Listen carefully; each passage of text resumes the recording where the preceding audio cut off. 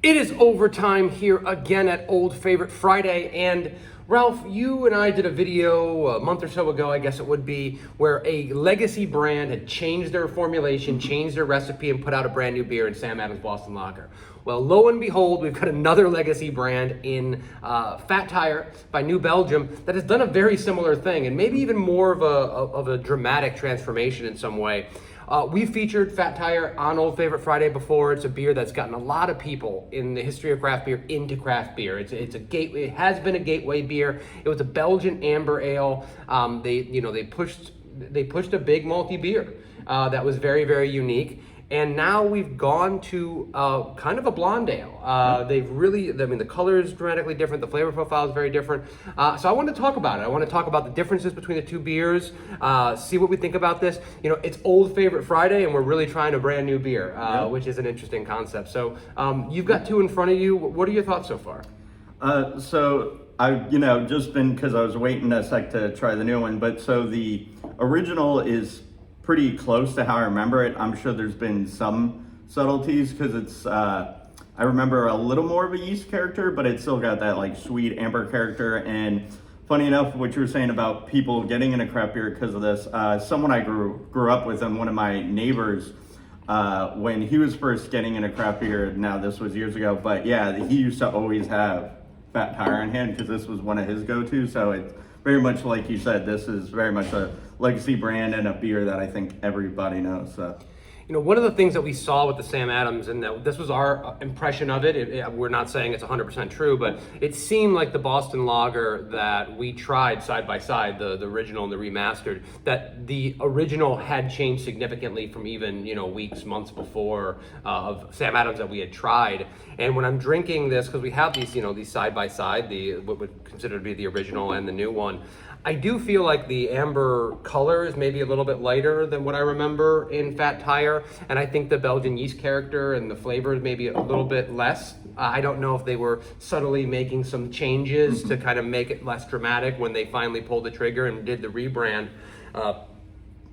It's not necessarily a bad thing, but it doesn't remind me as purely as of what I feel like it's different. Now that just might be because I hadn't had a Fat Tire in a while, but I remember a darker beer, a little bit more malty. I also remember the beer being branded as a Belgian amber ale pretty significantly, and which could be wrong, but I know when they redid the bottles the last time for their new, what was their new label and such, I think they went more with amber ale. They've made some changes, is what I'm saying, over time to kind of maybe prime the pump for this big shift. So we're talking about the malt bill obviously being a little bit different. Flavor-wise, is there a similarity between these two beers? Or are they completely different? Are they completely different animals? So I wanted to take one more sip before I said anything, but to me they are very different in the way.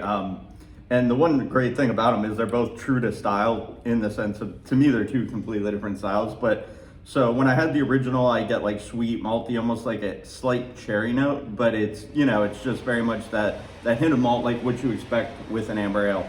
Whereas with the new one, to me, and I don't know, does it say, are they calling it a blonde ale or? It's literally just ale, Fat Tire ale. I looked up online, I went to their website to see if there was any more specifics to that, if they mentioned Belgian at all in there, and there really wasn't much information, and I poked around online and really didn't. I got a lot of information on the fact that this is like a carbon neutral beer, and the fact that that's one of the big things that they're pushing, but not a lot of specifics about the beer itself. Oh, okay, because I was gonna say, if you were to hand this to me, not tell me anything about it, be like, try this really good blonde ale, I think that's to me what it is, because where this is sweet and just a hint of fruit, to me this is very clean, crackery. Like, yes, there's more breadiness than, let's say, like a lager, but that's about it as far as being anything beyond a blonde ale. Now I think it's great because this, I could see why they'd switch. You could chug a bunch of these. But these if you handed me both of them, I would think they're two different beers. I might think they're from the same brewery, but they're not at all. Like where the Boston Lager and me seemed a little similar, this does not. Yeah. Are you getting any Belgian characteristic out of that? Because I'm really not. I didn't even get very much Belgian character out of the older one. Right. I could see if they said they were using like a lower in terms of the spice, like phenolic yeast, so I could see like would that maybe where the fruit's coming from. But beyond the fruit, that would just even me be looking for it. If you said, oh, this is Belgian, I might try and find something. But no, overall, if you just told me these are, some American craft beer, I would have no idea there's any Belgian influence. Yeah, and by the way, I don't think that they're claiming. There's no claims on any of these bottles or anything. They're using a Belgian ale yeast or anything like that. I'm just interested in kind of the evolution of the beer and what the flavor profiles we're getting out of it. They also mention when they do on the website a little more hop character. I think I'm picking up a little more hop character on the nose in the blonde version of this beer. Are you, my hop guru, getting anything there? So I would say, if anything, I would get more of a bitterness. The reason I actually took is that because, funny enough, I'm getting more of a, which also could be the heavier hop load, but I'm getting like a spice character because we were just talking about the yeast, so it's probably, I'm psyching myself up thinking, oh, maybe there's some Belgian character. But no, yeah, if anything, it's probably they have like a spicy hop note, so like what I would think of like a noble hop character, and maybe a hint more bitterness, even though both of them are easy drinkers. But I could see it's not over the top, so it's not as loud as some of their hoppy offerings they do, but I could see where this is hoppier just from a lack of sweetness perspective. But again, it's a blonde ale, so it could just be similar hopping rate with just a lighter malt bill. So yeah, so you talked a little bit about you really like the blonde ale, right? We're talking about the differences, obviously. The positives in this is that, listen, it's keeping the Fat Tire brand alive, which is it's like a gateway, a very important beer to the craft beer industry, which is great. It's changing it to a beer that they think is going to sell better, and they think is going to be better for the mass beer buying audience to enjoy great beer from New Belgium, which we have a lot of respect for New Belgium around here, sure. And very impressed by their offerings, from their super specialty stuff to their most commercial beers. So that's a really, really good positive here when it comes to that. I'm enjoying the beer. I think that I would lean personally more towards an amber. If you know anything about Old Favorite Friday, the beers that we feature, amber ales, brown ales, malty, darker beers are my jam. It's like what I do. It's my favorite thing.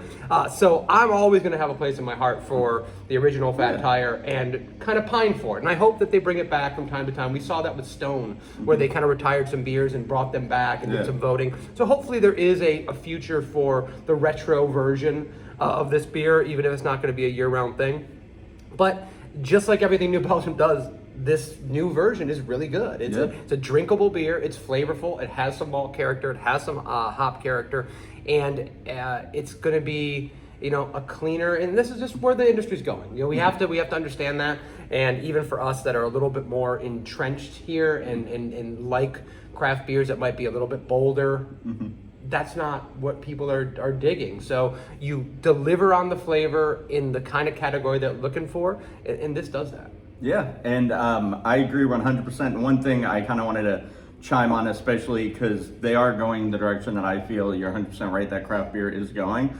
But I've listened and read a lot of, because I'm nerdy, so even like a lot of the work that New Belgium has done and some of their research, whether it's hops or different things about modern craft beer, has been really profound and stuff I even use. So I'm really curious to see where they're going to go with the Fat Tire brand and just in general, because both beers are excellent. And I feel like some of the stuff I've listened of theirs or some of the research they've done, I could see where it was probably put into making this beer, because they are a great brand and they really do kind of listen to people and keep up with what's current. So they did a really good job with what they're doing. Well, listen, I highly recommend, this is the new package of Fat Tire. It's, a widely available craft beer. You see it all over the place. I highly recommend if you hadn't tried it out in a while. And if you see the older version on the shelves and you want to grab, like we did, I got 3 bottles of each so that we could try them side by side, which I thought was fun. I highly recommend doing that. But, listen, New Belgium makes great beer. If you find a beer of theirs on the shelf, you're going to enjoy it if you're into craft beer. So I highly recommend you check that out. And please continue to tell us what beers we should be featuring on Old Favorite Friday. Please click on the other videos, Ralph and I and some guests talking about incredible craft beers and having like deeper conversations about the things that we love about them and why you guys should be drinking them. So we'll see you next week. Cheers. Cheers.